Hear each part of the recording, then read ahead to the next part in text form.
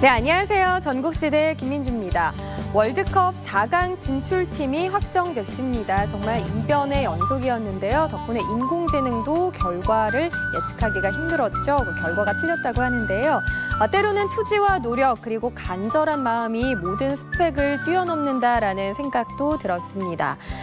현재 프랑스가요 가장 강력한 우승 후보로 점쳐지고 있다고 하는데요. 글쎄요, 저는 왠지 4강에서도 반전의 드라마가 계속될 것 같다는 생각이 또 드네요. 오늘 화요일 전국시대 첫 번째 소식 전해드릴 텐데요. 오늘은 대한민국 최고를 찾아서 떠나봅니다. 우리나라 최초의 화산 그리고 우리나라에서 가장 큰 산수와 혹시 어디에 있는지 아시나요? 지금 바로 확인해 보시죠. 흔히 1등만 기억하는 세상이라고 하죠. 그렇다면 뭐든 최고, 최초라면 다들 잘 알고 있을 터. 대한민국에서 가장 높은 산은 한라산. 최초의 공룡 화석 발견지는 고성군. 그러나 우리나라 최초의 화산 활동지가 어딘지는 알고 있을까요? 화산? 네. 제주도가 있잖아요.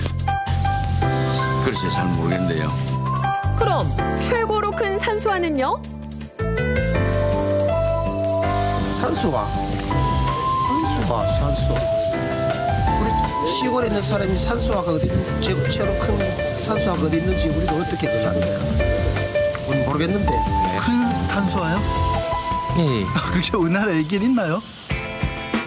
그렇습니다. 뭐든 최고라고 해도 잘 모르는 것이 현실. 우리나라 최초의 화산 활동지부터 세계에서 가장 크다고 알려진 산수화 그림까지 이 모든 것이 경상북도에 있다는 사실. 경북의 최고를 넘어 대한민국 최고를 찾아가는 시간 지금부터 함께합니다. 한반도 최초의 화산이 경북 의성에 있다는 소식을 듣고 득달같이 달려간 제작진. 네, 저는 잘 모르겠고요. 저쪽에 산성 태공원에 가시면 잘 아시는 분이 있을 겁니다. 그리하여 의성 토박이이자 해설사로 활동 중인 귀인을 만나 금성면으로 향했는데 여기가 한국 최초의 화산인 금성산입니다. 드디어 찾았습니다. 이름하여 금성산. 그러나 또 하나의 난관이 있었으니 워낙 베일에 쌓여있는 곳이라 차량 출입이 철저히 통제되고 있다는 것. 베테랑 상군들도 1시간 넘게 올라야 하는 등산로만이 유일한 길이라는데 거침없이 오르는 해설사를 뒤따르는 길 얼마나 지났을까요? 이 산성을 우리는 성읍 국가의 진산인 금성산의 조문성이라고 이야기를 합니다. 그랬다가 나중에 신라 문무왕 때 이 산성을 개축했고 그 이후로 많이 이렇게 흩어졌지만 지금은 어느 정도 됐습니다. 이 산성의 길이는 2,730m고 높이는 평균 4.3m입니다. 신라 문무왕 때 개축했을 정도면 그 역사만도 어마어마할 터. 그도 그럴 것이 고대 국가였던 조문국의 중심이 바로 금성산 일대였다는군요. 그런 조문성을 발견했다면 목적지가 코앞이라는 뜻. 정상을 향해 분발해 보는데요.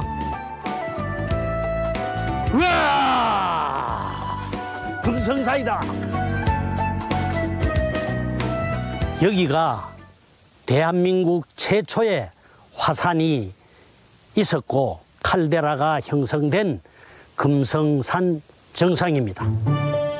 약 1억 3,500만 년 전 중생대 백악기에 생성된 것으로 추정되는 한반도 최초의 화산 보이십니까? 약간 움푹하게 들어간 저곳이 바로 화산 활동의 흔적.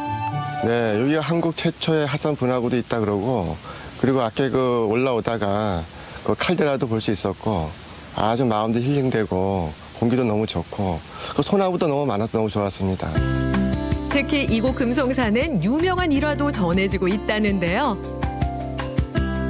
여기 금성산 정상은 명당토로 유명합니다. 사람들이 이 명당 자리에 묘를 쓰기 위해서 무척 노력을 많이 했습니다. 묘를 쓴 이후에는 이 30리에서 40리 안에는 온통 가뭄이 들어서 물 한 방울 얻을 수가 없습니다. 그래서 인근에 있는 마을 주민들이 이 산에 올라와서 이 무덤을 파헤치고 매장된 이 무덤의 내용물은 이 밖으로 던져버렸습니다. 이것이 수차례 이루어지다 보니까 지금은 이 자리에 큰 웅덩이로 바뀌어져 있습니다. 워낙 기운이 좋다고 알려진 명당 자리라 묘소를 쓰면 자손 대대로 번성한다고 알려졌던 금성산. 그러나 마을은 그 기운을 뺏겨 흉년이 들었다고 하니 참 아이러니한 일이 아닐 수 없습니다. 그런 이곳에서 결코 놓칠 수 없는 명소가 또 있죠. 이곳은 칼데라로 형성된 하나의 용문입니다. 용암이 분출할 때 내부에서 급속히 응고된 칼데라가 바로 여기입니다. 그리고 이 모양이 멀리서 먼 데서 보면은 문과 같다 해서 용문이라고 이야기를 하고, 용문 안에 들어가면은 천정을 보면 구멍이 뻥 뚫려 있습니다. 그래서 거기서 구멍을 보면은 무지개가 나타납니다. 그래서 일명 무지개바위라는 별명도 갖고 있습니다. 신비로운 칼데라의 모습에 놀라움을 금치 못한다는 금성산. 휴화산이기 때문에 예전만 해도 김이 모락모락 올라서 시루산이라는 별명도 있었다는데요. 이처럼 불리는 이름도 다양하고 볼거리도 많은 금성산. 입산할 때 주의할 점은 없을지 궁금하군요. 산짐승이 혹시 출몰할지 모르니까 2인 이상 같이 등산하는 게 좋겠고, 두 번째는 등산화를 반드시 신고, 그 다음은 이 금성산은 급경사가 많기 때문에 등산 스틱을 착용을 하시고, 마지막으로는 물을 꼭 준비하는 것이 아주 좋을 듯합니다. 최초의 화산 활동지가 경북 의성 금성산이었다는 것을 확인한 제작진. 이번엔 다시 청송으로 길을 잡았는데 우리나라는 물론 전 세계에서 가장 큰 산수화가 과연 경북에 있을지 의심을 품던 마음도 잠시. 드디어 도착한 이곳은 국립야송미술관. 때마침 그 실체를 확인한 관람객 한 분을 만날 수 있었는데요. 저는 여기 미술관에 대해서 사진 지식이 없다가 우연히 이제 청송에 볼일을 보러 왔다가 들어왔는데 문을 여는 순간 깜짝 놀랐습니다. 첫 순간 와 하는 탄성이 나왔고요. 왜냐하면 이 큰 그림을 누가 그렸을까? 왜 그렸을까? 아무런 사진 지식이 없었기 때문에 상상의 나래를 좀 펼칠 수 있었는 것 같아요. 네, 어서 오십시오. 네, 안녕하세요. 잘 오셨습니다. 이곳이 바로 세계에서 가장 큰 한국화가 있는 청량대운도 전시관입니다. 이쪽으로 들어가 보시죠. 개봉 박두! 앵글에 다 담기 어려울 정도로 대단한 크기를 자랑하는 청량대운도. 도대체 이 그림 누가 그린 거죠? 야송미술관의 관장님이시고 대한민국을 대표하는 한국화의 거장 야송 이원자 작가 선생님이 1992년도에 완성한 청량대운도입니다. 가로 46m, 세로 6.7m, 실로 놀라움 그 자체. 야송 선생의 평생에 자기의 홍과 인생이 그대로 45m, 6m의 작품에 다 녹아 있는 것 같습니다. 대단한 작품입니다.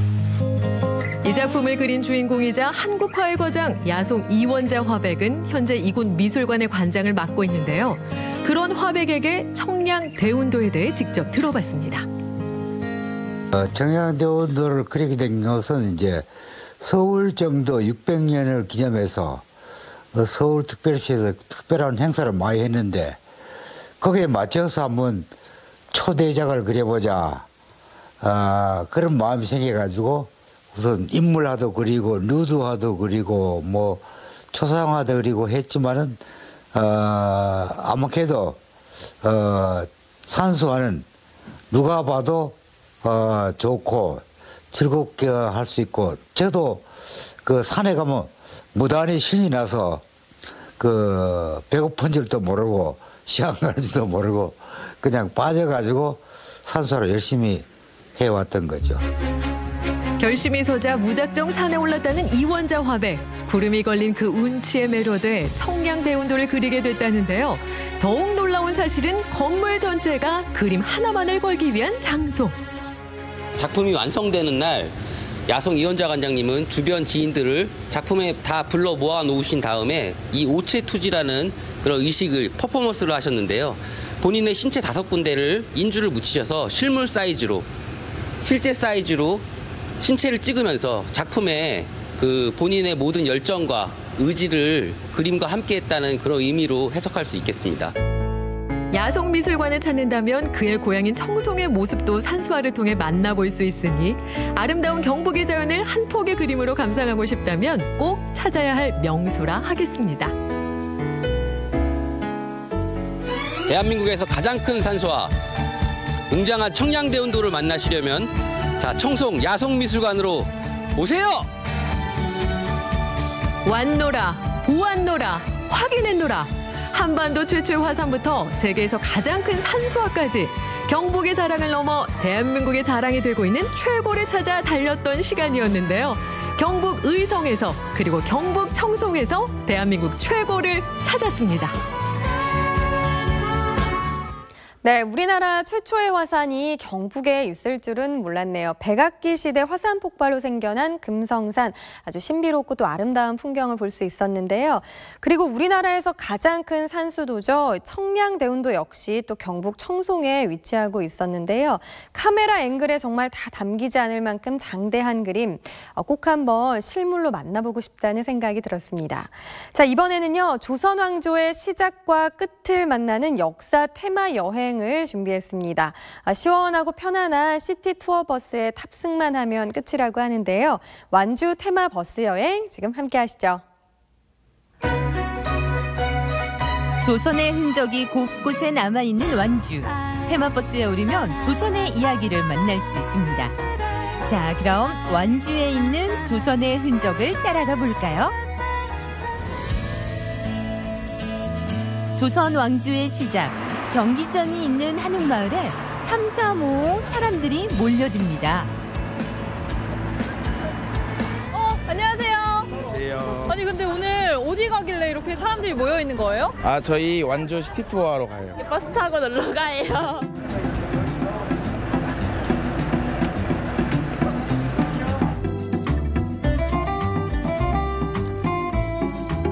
다른 지역의 그 시티 투어 버스는 타본 적이 있는데 테마버스는 제가 처음 타보거든요. 이게 좀 뭔가 다른 건가요?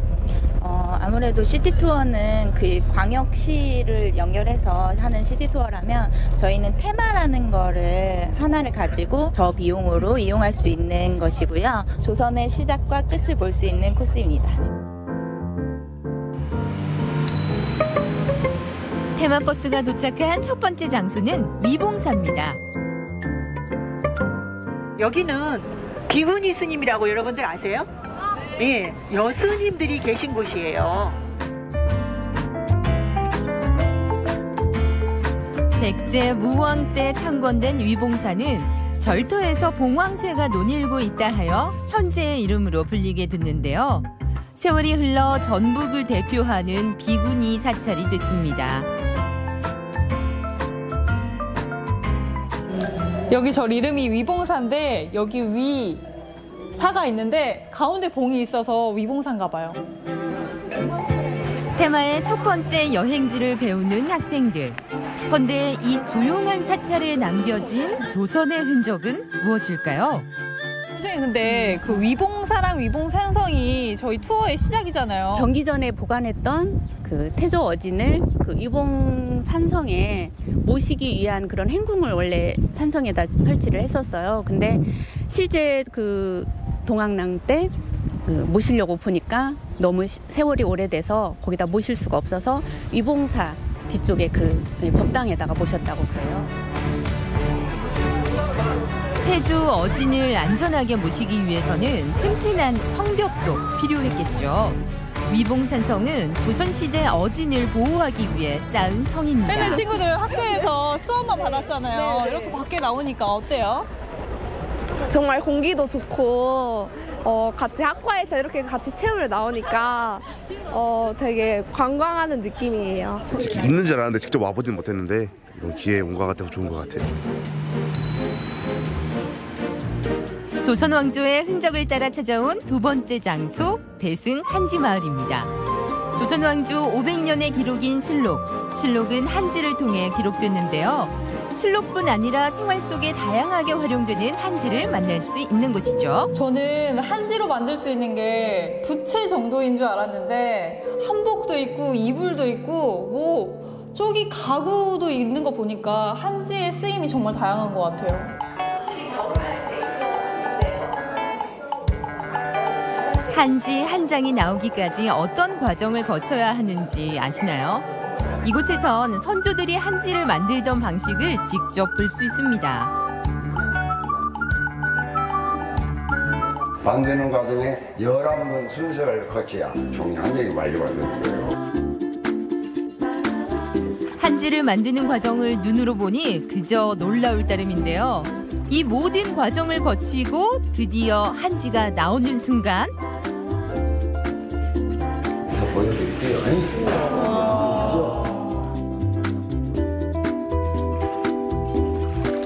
눈으로 보는 것에 그치지 않고 만드는 과정에 동참해봤는데요.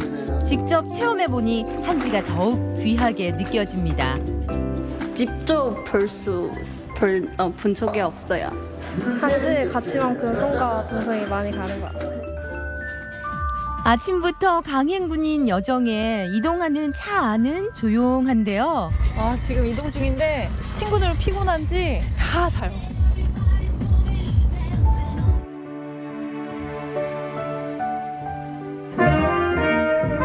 음악 소리가 잠자고 있던 흥을 깨워주는 이곳. 덕분에 지쳐있던 몸도 들썩거리는데요. 테마 여행의 세 번째 행선지는 삼리의 문화예술촌입니다.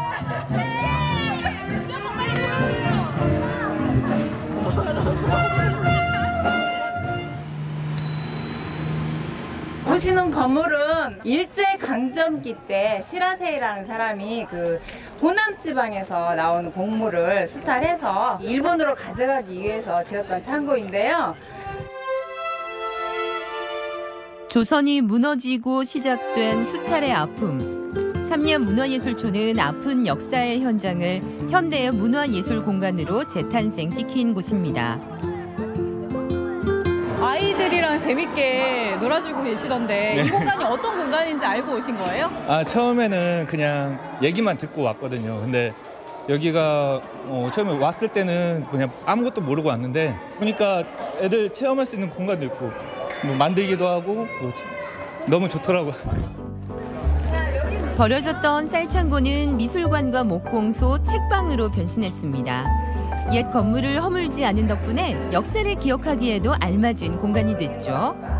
여기가 일제 수탈을 보여주는 그런 증거잖아요. 이런 공간이 예술촌으로 바뀌어서 어떤 점이 좋을까요? 새로운 건물을 짓는 것이 아니라 예전의 건물을 보존하면서 사람들이 기억하면 좋을 것 같아요. 테마 여행의 마지막 장소, 술 테마 박물관입니다. 조선시대 명승인 진묵대사가 빚은 술 곡차. 곡차를 빚은 발원지로 알려진 수원사가 자리했던 이곳은 우리 술에 얽힌 다양한 이야기를 보여주고 있는데요. 이 많은 술병들 보니까 어때요? 마시고 싶어요. 마시고 싶어. 엄청 솔직하다.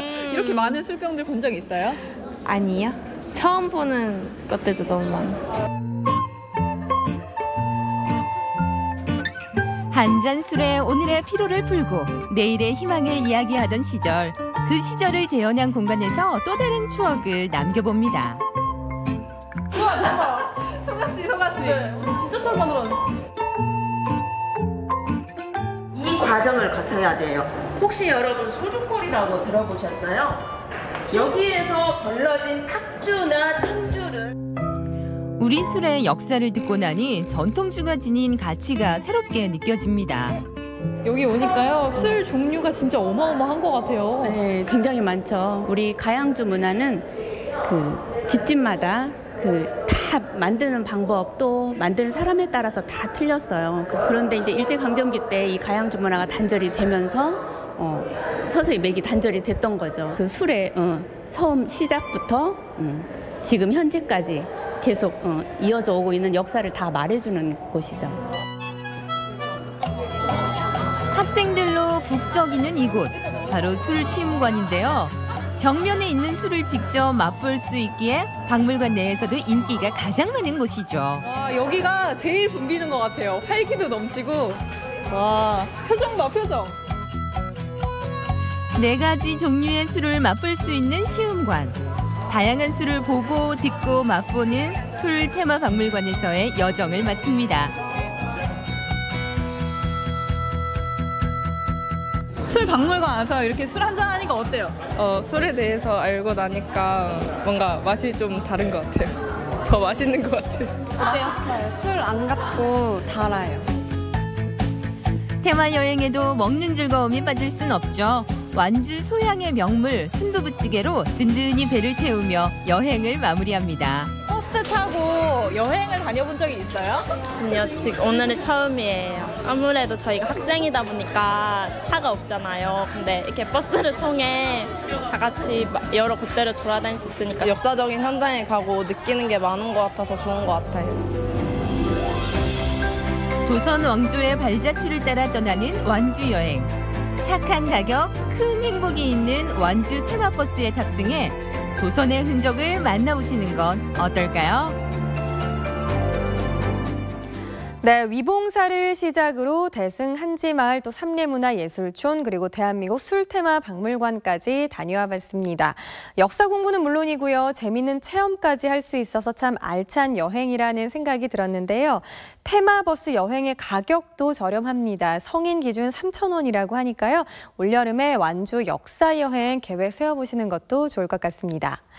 자, 이번에는요, 10,000원으로 풍족하게 누릴 수 있는 맛집들이 있다고 해서 찾아가 봤습니다. 요즘 마트에서 장을 보면요, 몇 개 담지 않았는데도 몇만 원을 훌쩍 넘기는 경우가 참 많은데요. 그런데 10,000원으로 화로, 케이크, 그리고 한우까지도 즐길 수가 있다고 합니다. 과연 어떤 곳일까요? 지금 바로 떠나봅니다. 입에서 살살 녹는 한우, 주머니 사정 생각하면 그림의 떡이죠. 팔딱거리는 화로는 뭐 두말하면 잔소리고요. 취향 저격 케이크 몇만 원 훌쩍인데요. 기존에 다른 캐릭터 케이크들은 한 3만 원대인데. 그냥 돈이 전혀 아깝지 않은 그런 맛이에요. 가성비가 정말 좋아요. 단돈 10,000원으로 행복을 누리는 법. 달콤, 고소, 쫀득. 맛있는 3인방 이야기 속으로 지금 들어가 봅니다. 10,000원으로 화로를 즐길 수 있는 곳이 있다고 해서 찾아가 봤는데요. 도심 한가운데 바다 향이 가득입니다. 제가 얘기를 듣기로는 이 집의 회는 10,000원이면 충분하다 이런 얘기 들었어요. 이거 말도 안 되는 얘기다 싶은데. 네, 맞습니다. 저희 광어 10,000원, 연어 10,000원, 우럭 10,000원입니다. 언빌리버블한 가격에 우선 자리부터 잡고 앉았는데요. 접시에 담기는 회 양 좀 보세요. 10,000원에 한 줄? 이렇게 생각하셨죠? 천만의 말씀! 바로 요렇게 담긴 한 접시가 10,000원입니다. 이거 좀. 사실 이만큼 생각하지도 않았어요. 그냥 요 손바닥만치 나오겠지 했는데 이게 웬일이야. 어머 무거워. 양도 중요하지만 한번 드셔보세요. 맛이 더 중요하지 않을까요? 맛도 자신 있으신가 봐요. 네, 그럼요. 아니 일단 접시를 여기 놓고 보니까 그러고 보니 카메라 좀 내려봐요. 횡하네. 그럼 그렇지. 상차림비는 따로 받으시는구나. 그렇지 네. 않으면 10,000원 나올 수 없으니까요. 네, 맞습니다. 저희가 인당으로 1,000원씩 받고 있습니다. 1,000원? 네. 와우, 단돈 1,000원에 상이 초록으로 물듭니다. 어머. 그냥 얄팍하게 썰어낸 것도 아니에요. 도톰한 광어인데. 살짝 초장을 찍어서 맛을 보는데요. 쫄깃하네. 요 안에 어머. 그래 10,000원이니까 마음을 좀 내려놓고 젓가락을 쥐었어요. 그런데 이게 웬걸 입안에 들어갔는데. 어머 놀랍지 뭐예요. 저희가 그냥 가격이 싸서 10,000원이라고 그래서 이제 그 음식이 이렇게 함부로 나가는 게 아니고요. 경력 28년에 맛을 녹아낸 맛입니다. 세상에. 싱싱한 화로회 맛의 비밀, 바로 영업시간 3시간 전으로 돌아가는데요. 바쁜 시간대에 손님이 몰릴 걸 대비해서 미리 필요한 분량만큼을 숙성시킵니다. 그리고 주문과 동시에 바로 손님상에 내는데요. 시원한 맛으로 우선 입안을 감싸고 쫀득하면서도 부드러운 맛이 폭풍 젓가락질을 부릅니다. 10,000원에 이 정도면 황송하네요. 그런데 요 회 한 접시가 요렇다면 지금 다른 것들도 전부 다 10,000원 내걸렸는데 요것도 궁금해지는데요. 어마어마한 크기의 매콤달콤한 명태구이도 10,000원. 야, 일단 크기가 장난이 아니에요. 젓가락으로 길이를. 좋기 30cm는 넘는 길이에 너비도 아주 실해요. 거기에 새우튀김 좀 보세요. 새우도 이렇게 산처럼 솟아. 고갈비만큼이나 뜯어야 제맛인 명태갈비. 명태살이 아주 야들야들 연한데요. 이 눈과 손이 어디로 가야지 모를 판국입니다. 새우살도 오동통한 게 맛있어요. 맛있어. 10,000원 한 장만 있으면 월요일에는 우럭으로 행복하고, 화요일에는 광어로 행복하고, 수요일에는 연어로 행복하고, 목요일에는 새우로, 금요일에는 명태로. 어머, 일주일이 모자라지 뭐예요. 직장인들이 많은 동네라 퇴근 후 3, 3, 5 들러서 종류별로 맛보기 딱 좋은 메뉴로 구성돼 있는데요. 맛보면 미소 자동 발사입니다. 너무 맛있어요. 너무 신선하고 그 회를 항상 먹으면 저도 회가 그 쫀득쫀득한 말이 있는데 너무 신선해요. 10,000원을 더 받아야 되지 않을까요? 너무 양이 커서. 대박. 네. 진짜 너무 맛있고 새우튀김도 진짜 배아튀김 같이 진짜 크고 정말 맛있어요. 10,000원짜리 한 장 들고 가볼 만한 곳. 모든 케이크 10,000원입니다. 저건 믿길 거야. 낚시에 제가 걸려들 줄 아셨죠? 모든 게 10,000원이란 이거 믿을 수가 없네요. 아니에요. 전부 10,000원이에요. 전부 10,000원. 전부 10,000원이요? 시중에서 파는 소형 케이크가 묻지도 따지지도 말고 여기서 다 10,000원입니다. 아니, 겉보기에는 그럴싸해요. 네. 여느 케이크하고 다른 게 없어. 그래도 이 10,000원 가격을 맞추려면 뭔가 빠지는 게 있겠죠, 솔직히. 아, 똑같아요. 똑같은데 정 못 믿으시겠으면 제가 보여드릴게요. 일단 한번 들여다봐야겠네요. 네네. 똑 주고 사명감이 확인 또 확인 아니겠어요? 뭐가 다른지 한번 들여다봤는데요. 아니, 영락없이 똑같아. 뭐 하나 뭐 다른 거 못 발견했고요. 아낌없이 듬뿍듬뿍 넣는 모습까지 보여요. 네. 요 이래가지고 점점 더 요 궁금하게 만드네. 그럼 요 빵이 좀 남았으니까 그냥 폭신폭신폭신하게 퍽퍽한 거 하나 없이. 그렇다면 생크림에서 좀 단가를 낮췄을까요? 맛을 봤는데요. 어머, 이것도 입안에 뭐 걸리적거리는 거 하나 없이 보드롭고 그 묵직한 느낌까지. 어머 세상에, 맛있죠? 맛있어요. 이렇게 주인장의 정성으로 탄생한 것이 바로 10,000원의 행복 케이크입니다. 주변에 대규모 아파트 단지가 있어서 젊은 엄마들의 사랑을 듬뿍 받고 있는데요. 애나 엄마나 다들 눈을 떼지 못하죠. 입소문이 나서 단골들이 많아요. 합리적인 가격인 것 같아요. 예. 부담이 없으니까 또 그렇다고 너무 싼 티 나는 그런 것도 아니니까. 처음에는 10,000원이라고 해서 조금 주저도 되고 맛이 있을까 이렇게 해서 그래서 그래도 한번 사 먹어보자 해서 먹어봤는데 맛도 있고 모양도 아이들이 좋아하게 캐릭터도 있고 여자들이 좋아하게 여성한 것도 많고 해서 지갑을 쉽게 열 수 있는 것 같아요. 이거 냄새를 맡는데 10,000원으로 어떻게 소고기를 먹어? 먹을 수 있더라고요, 글쎄. 그것도 한우를 말이죠. 그 소문에 초저녁부터 늘 문전성시입니다. 잠시만요. 네, 10,000원 한 장이면 소고기를 먹을 수 있다고 그래서 왔는데 그게 맞는 거예요? 네, 10,000원 내면 200원을 거실러 줘요. 네? 200원을 아니 거스름돈까지 받아요? 예.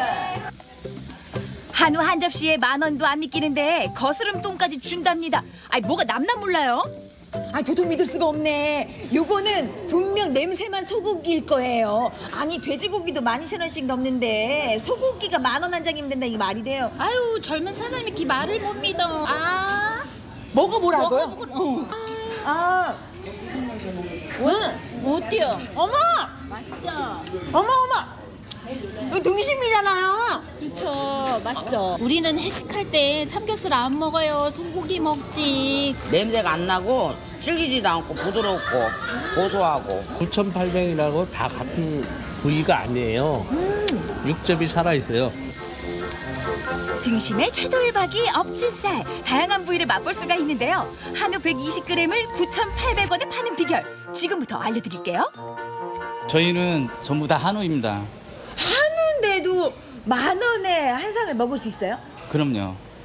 아니 어떻게 그게 가능해요? 저희가 2등급의 고기를 쓰고 있는데 그 2등급도 이제 21일간 숙성을 시키면 1등급 못지않는 그 맛을 이제 느낄 수가 있습니다. 2등급이라고 다 같은 2등급이 아니래요. 2집 만의 노하우로 숙성을 시키면 1등급 버금가는 맛을 낸다고 하는데요. 요게 9,800원입니다. 자, 본격적인 시식 타임. 캬, 소리 좋고요. 배어 올라온 육즙이 최고네요. 그리고 씹는 맛도 굿이에요. 자, 지금 깐깐한 똑주부인데요. 물론 많은 사람들의 입맛 다 똑같을 수는 없죠. 근데 2등급이라고 말하지 않으면 아주 훌륭한 소고기 등심 맛. 이거를 누가 알아? 어머. 이 정도면 2+1은 부럽지 않죠 뭐. 정말 주인장한테 고맙다는 인사를 빼먹으면 안 될 것 같아요. 아, 그러세요? 이렇게 맛있는 소고기를 그것도 10,000원 한 잔으로. 맛있게 드셨다니까 저희가 더 감사하고요. 다시 방문하셨을 때 더 맛있게 드셔주시면 그게 더 저희의 큰 기쁨입니다. 아, 저절로 발길이 오겠는데요, 뭐. 계속 구워야겠네. 정말 맛있어요. 네.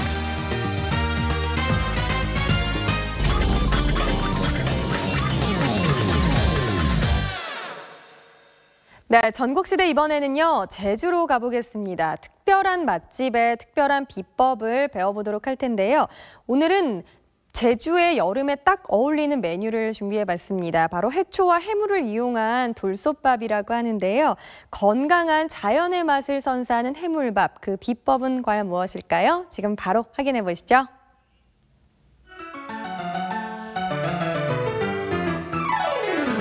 오늘 찾아간 곳은 제주시 외도동. 해안의 정취와 해물밥의 만남. 이보다 환상적인 조화가 또 있을까요? 그 맛과 멋의 매력에 이끌려 찾아오시는 분들이 많은데요. 자극적인 음식들이 넘쳐나는 요즘 자연의 맛으로 건강하게 즐길 수 있는 해물밥 맛있게 드시더라고요. 여기 해물이 되게 많이 들어가고 해초가 있어서 좀 씹히는 맛이 있고요. 해물 소스가 되게 맛의 밸런스를 잘 잡아주는 것 같아요. 달지도 않고 짜지도 않은 그 가미되지 않는 인공적이지 않고 자연스러운 해초 맛? 그게 저는 마음에 드는 것 같아요. 바다의 향에 이끌려서 여기까지 왔는데 사장님 안녕하세요. 안녕하세요. 아니 오늘 이곳에 오면은요 그 바다의 보물들을 아주 맛있게 즐길 수 있는 비법들이 또 저장되어 있다고 하는데 사장님 저희 잘 찾아온 거 맞죠? 예, 잘 찾아오셨습니다. 맛있는 소리와 함께 기대감 상승, 만족도 100% 보장하는 해물밥. 이 해물밥에는 대체 어떤 맛의 기술들이 숨어 있을지 궁금하시죠? 해물밥은 뭐니 해도 이 밥맛이 생명, 그 포인트는 바로 찹쌀이라고 합니다. 찹쌀을 많이 넣으면 밥이 질어요. 그러면은 비율이 필요합니다. 비율요? 네. 오, 맞아요. 저도 밥 좀 맛있게 하려고 찹쌀을 좀 과하게 넣었다가 진짜 무슨 밥이 떡이 되더라고요. 예. 한 5대1 비율로 저는 그렇게 해요. 흰쌀 5, 찹쌀 1의 비율로 넣으면 밥맛이 구수해집니다. 다음 재료 해초들인데요. 툭과 모자반, 미역, 가시리 등의 각종 해초들. 조리 전 꼭 거쳐야 하는 과정이 있습니다. 모든 해초는 소금물에 깨끗이 씻는 것이 제일 중요해요. 그래야 잡내가 안 나고 그 식재료가 그대로의 맛을 느낄 수가 있어요. 해초들은 굵은 소금을 문질러 잘 씻어줘야 하는데요.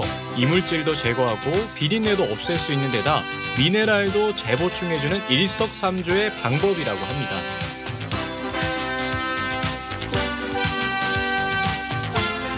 해물밥 용기 돌솥은 음식을 넣기 전에 살짝 달궈서 준비.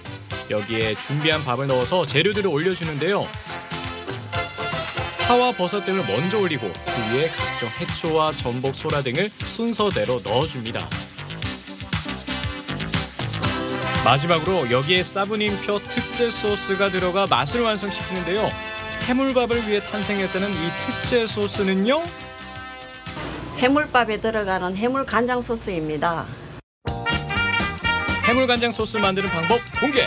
간장을 베이스로 한 산 우렁에다가 손으로 밀게 해준 도말,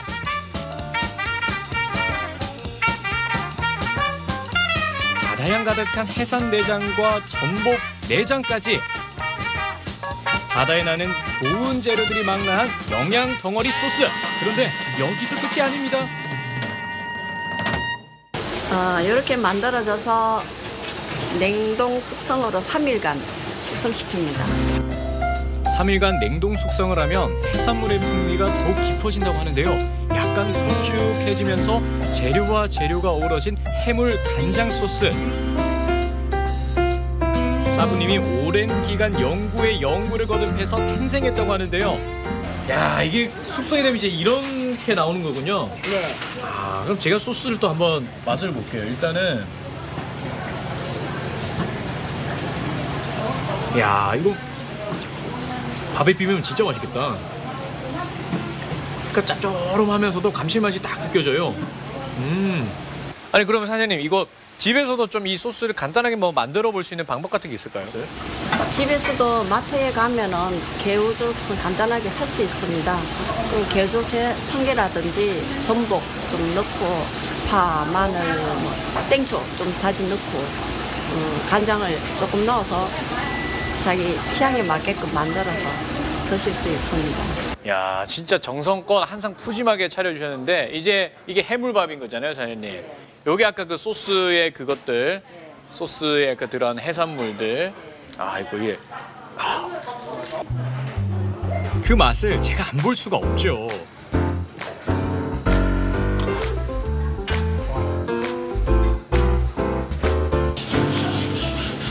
양념이 간장 소스 양념이 되게 씹으면 씹을수록 감칠맛이 나고 일단은 이 토신가요? 이게 해초들이 씹는 그 식감이 아삭아삭한 게 되게 맛있어요. 해물과 해초의 언과 양의 이치로 모든 해물들은 또 해초를 먹고 자라는 그런 이치를 터득해갖고 제가 해초와 해물과 어우러지는 해물 소스의 맛으로 해물밥을 만들어 보았습니다. 잠시 쉬는 시간 저의 구미를 당기는 보말을 발견하고 말았으니 이 귀한 보말 이거 쫄깃쫄깃하네. 와, 지금 보말 채집 기간도 아니라 보말 귀한데 똥없이 다 먹으면 안 돼. 보말 가루석거릴 거야 지금. 죄송합니다. 제가 보말을 좋아해가지고. 진짜? 인심 좋은 사부님, 보말하면 빠질 수 없는 별미 보말 칼국수를 만들어 주셨습니다. 삶은 보말은 참기름에 넣어서 이렇게 손으로 조물조물 으깨준 후 물을 넣고 함께 끓여주는데요. 만드는 과정이나 재료들이 특출하죠. 면이 어느 정도 익으면 포인트가 등장합니다. 바로 보말 칼국수에는 파와 마늘 대신 부추와 청양고추로 담백한 맛을 완성시켜 줍니다. 쫄깃하고 고소한 맛이 일품인 보말. 칼슘, 철분, 단백질이 풍부한 영양식품인데요. 보말 칼국수 한 그릇이면 속이 든든해지는 건 당연지사입니다.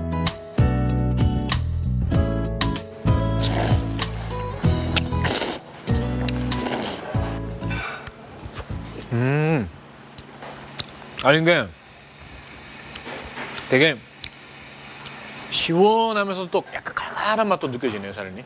보말 자체가 맛이 풍미롭고 뭐 여러 가지를 넣어서 맛을 내는 것이 아니라 그 보말 자체에 맛이 나오도록 그냥 부추 한 가지만 넣습니다. 자, 오늘 알려드리는 첫 번째 맛의 기술, 쌀과 찹쌀을 5대1의 비율로 밥을 한 다음에 소금을 이용해서 해초를 깨끗하게 손질을 합니다. 중요합니다. 그리고 두 번째 맛의 기술은요, 보말의 특유의 맛을 살리기 위해서 부추와 고추로만 간을 한다.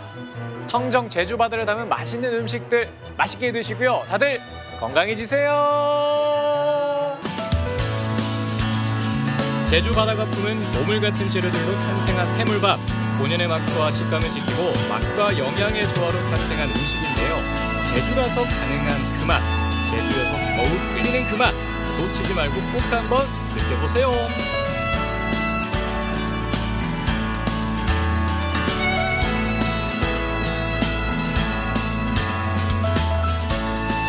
네, 특제 해물 간장 소스로 맛을 더한 해물밥과 보말 칼국수, 정말 화면으로만 봐도 군침이 돌고요. 그 맛이 상상이 가는 것 같았습니다. 오늘 배운 맛의 기술은 두 가지였습니다. 돌솥밥의 밥은 찹쌀과 맵쌀의 비율을 5대1로, 그리고 보말 칼국수는요, 부추와 청양고추로 맛을 낸다는 거였는데요. 제주 바다의 건강함을 담은 맛의 기술 잘 만나봤습니다. 자, 이번에는요, 괴산 5일장의 특별한 맛집으로 떠나보도록 하겠습니다. 오직 장날에만 맛을 볼 수가 있고요. 줄을 서서 기다려야 한다는 건 기본입니다. 그런데 기다림의 와중에서도 노랫소리와 아주 흥이 끊이질 않는다고 하는데요. 자글자글 튀김소리에 흥이 나고 또 고소한 냄새의 식욕을 자극하는 괴산시장 대박 통닭집으로 여러분을 안내합니다. 여기 아주 특별한 통닭집이 있습니다. 만드는 이, 사가는 이 모두가 으쌰. 사장님이 너무 좋으시고 항상 즐겁게 하시고 맛 좋고 푸짐한 데다 착한 가격은 기본. 유명하다고 해서 한번 우리 아들 좀 사다 주려고요. 날이면 날마다 열리는 통닭집이 아니죠. 우리 입장이 못 오면 못 사죠. 괴산시장 5일장이 펼쳐지는 왁자지껄 통닭집 이야기 함께 할까요? 오늘은 괴산시장 5일장 서는 날. 그런데 여기 명물이 있다면서요? 저쪽으로 한번 가보세요. 5일장만 되면 시끌벅걸한 가게가 있어요. 주변 상인들도 알아주는 유명 인사 한번 만나볼까요? 안녕하세요. 행복한 치킨입니다. 인상부터 후덕합니다. 괴산시장 통닭집 부부. 아니 그런데 아침 대바람부터 무슨 손님이 이렇게 많대요? 아주 줄이 끝도 없네, 끝도 없어. 15분, 한 30분 기다린 것 같아요. 오래 기다리시는데 뭐 힘들거나 그러지 않나요? 힘들어도 맛이 좋다니까 한번 먹어봐야지. 여기를 지나다 보니까 줄을 엄청 섰더라고요. 그런데 맛집인 줄 알고 지금 우리 집사람이 줄을 서고 있어요. 운전성시 통닭집. 부부는 정신이 하나도 없습니다. 아내가 미리 손질해 놓은 달걀에 튀김옷을 입혀 넘기면 남편은 커다란 가마솥 팔팔 끓는 기름에 튀기고 바삭바삭해질 때까지 또 튀겨서 끝이 없네, 끝이 없네. 안 했어요. 손님 앞에 퇴척. 이쪽으로 오세요, 이쪽으로. 하나씩 잡고. 인심도 좋으시지. 첫 번째 튀긴 닭은 공짜랍니다. 덕분에 아침부터 괴산시장 통닭 파티. 이게 바로 주인장의 마케팅 전략이라는데요. 아이고 그 전략 제대로 통했네요. 인심도 좋고 여기 뭐 기분 좋아 노래 틀어놓고 막 흔들고 그래 일부러 가다가도 그래 먹고 가라래 그래서 나도 사갖고 가서 집에 가서 먹으려고 왔어. 맛이 짱이야 짱. 우리 집에 와서 그래도 하나라도 잡수고 진짜 하나 먹고 서운치 않게 해주기 위해서 멀리서 오신 분들이나 뭐 하나씩 전부 이렇게 드셔보라고 맛도 보시고 그 정으로 하는 것 같아요.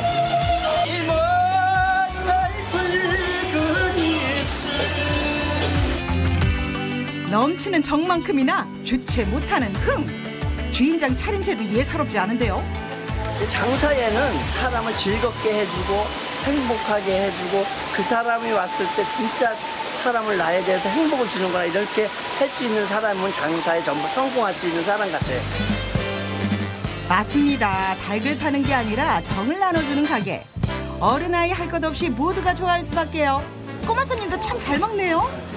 맛있다. 그렇다고 수익을 못 내는 것도 아닙니다. 맛 좋은 통닭 싸게 파는 대신 많이 팔아 이익을 남기는 거죠. 아이고 이분은 아주 박스째 사가네요. 기름을 좋은 거 써서 그런가 굉장히 담백하고 맛있어요. 이렇게 다리하고 날개하고 이렇게 부위별로 이렇게 하면서 비싸게 받지도 않고 아주 맛이 죽여줘요. 그렇다면 이쯤에서 궁금합니다. 죽여주는 통닭 맛의 비결 과연 뭘까요? 어라 기름인가 보네요. 아니면 가마솥인가? 작은 가마솥, 큰 가마솥 있는데 기름 몇 통씩 들어가요? 또 12개, 12통 한 번에. 총 12통? 네. 기름 가마솥 둘 다 맞습니다. 열이 쉽게 식지 않는 솥단지를 여러 개 걸어놓고 깨끗한 기름을 팔팔팔 끓여 한 번 튀기고 살짝 식혔다. 또다시 한 번 튀기고 그렇게 튀겨서 바삭한 맛을 내는 거죠. 첫 번에 먹은 솥에 있는 기름이 마지막에서 개워. 그래가지고 바삭바삭해야. 최하 3번은 걸쳐야 돼. 그리고 또 한 가지 있습니다. 맛있는 닭튀김의 비법. 그런데 이게 도대체 뭔가요? 안녕하세요.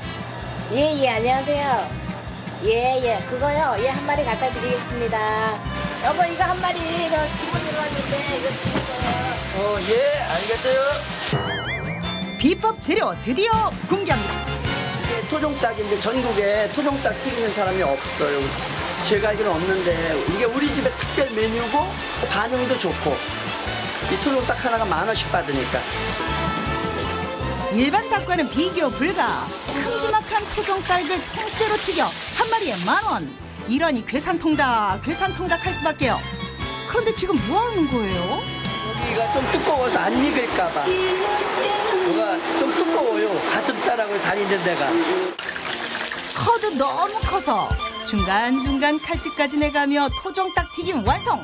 이거 한 마리면 온 식구가 포식하겠네요. 이거 하나 이거 배달 갔다 와. 아들이 갔다 와. 왔어. 여기다 놔주세요. 금방 튀겨 바로 건네받는 통닭. 다리부터 툭 뜯어 맛을 보는데요. 아삭하니 고소하고 야들야들한 게 끝내줍니다. 아우 너무 맛있어서 자주 시켜 먹어요. 엄청 맛있어요 이 집치는 닭이. 딴 데는 몰래 안 시켜 먹어봐서 이 집은 맛있어요. 모두가 칭찬일세. 덕분에 기분 좋은 주인장 노래가 절로 나오고.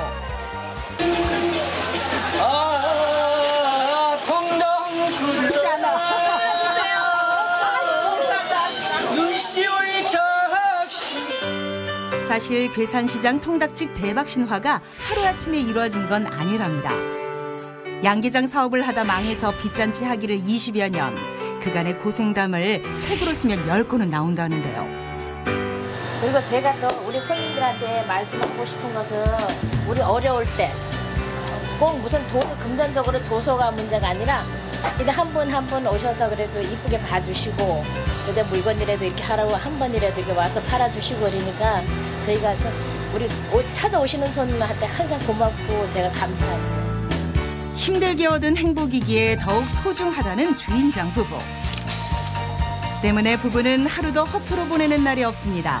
장이 서지 않는 날이면 닭이며 오리를 손질해 팔고 장날이면 시장통이 떠나가라 춤추고 노래하며 닭을 튀기고 이러한 성실함이 오늘의 성공을 푸른 밑거름이요. 내일의 행복을 꿈꾸게 하는 초석이 되는 거겠죠. 아빠나 사위나 아들이나 이제 다들 건강한 거. 아들은 지금 하는 일은 잘 돼요. 근데 장가를 좀 갔으면 좋겠어.